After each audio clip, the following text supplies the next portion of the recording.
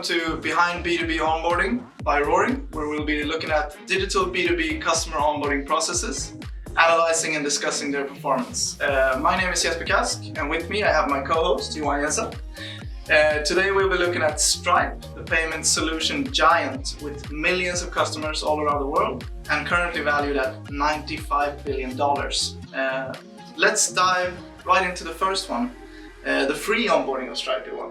Tell me what we're looking at here. Yeah, we're looking at the free create your account view, and what you can see from here is that it's quite straightforward. You have on the left side, you get information about what will happen when you sign up for your account, and there are, what I can see, not so many input fields, which is good.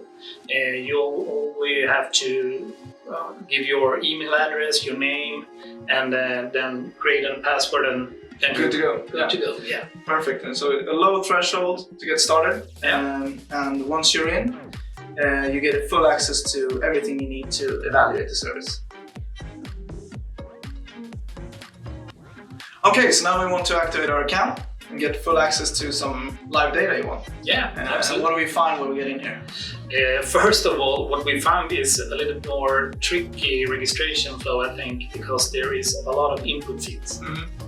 And what is the tricky part with manual input fields? There are a lot of parts that is tricky. One of them is that misspelling is quite often done, and then there are some fields that I think the person that is registering the account will have problem to answer. And which kind of fields would that be? I think it might be the date of birth of the CEO. I don't know the age of my CEO, for instance. And then there are some other stuff like the business directors and the owners and stuff like that. Okay, so faulty data entry is one point. It's tricky for the user to actually to get it right the first time. Yeah. And then we have the knowledge that they need to have in order to fill this out correctly. What can you do instead here as a provider of an onboarding flow? What would you do? I think if I have designed this flow, I would start with the organization number for the company. Because when you do that, then you can pre-populate a lot of those fields. Yeah, collecting data from other sources. Yeah. And that will create an onboarding which is probably a lot better when it comes to data quality, but also improves the flow for the user. Exactly. Yeah.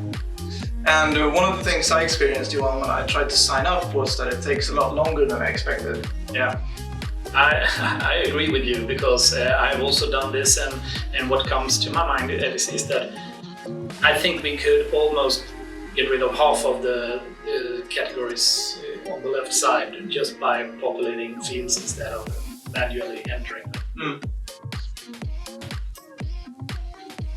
And in a B2B setting, tailored or personalized onboarding, we like to call it companyization, is something that we quite rarely find actually.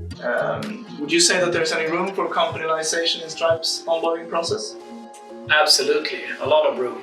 And what I think you should do is that you should collect both external data and also data from your own systems and gather them together to make a good companyization, which means that you can look into what type of customer is it that is going to register an account with you, how big are they, in what branch are they, and so on, which makes it much more easy for me as a customer to register the right product, Stripe, for instance. So you can tailor the offering and the product and present it to the user. And they can also use their sandbox data, for example, what kind of service has this customer used in the free onboarding, which would probably guide you in the right direction as a paid customer. Yeah, exactly. And what surprised me a little bit is when you get to the end of this sort of long onboarding process with a lot of manual data entry, you get asked for a climate contribution. What do you feel about that, Johan? Yeah, I think that's it creates more friction than goodwill. Yeah, I would agree with you there. Okay, so first of all, it's easy to get free access to Stripe with a low threshold for account creation. And once you're in, you'll be able to find everything you need to evaluate the service.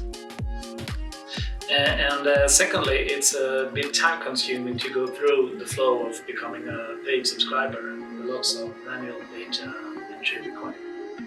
And finally, the manual data entries and the actual data required by the user creates a high risk of poor data quality and not being able to verify the data. That's it, guys. Thanks for tuning in. We'll be back with more behind B2B onboarding shortly.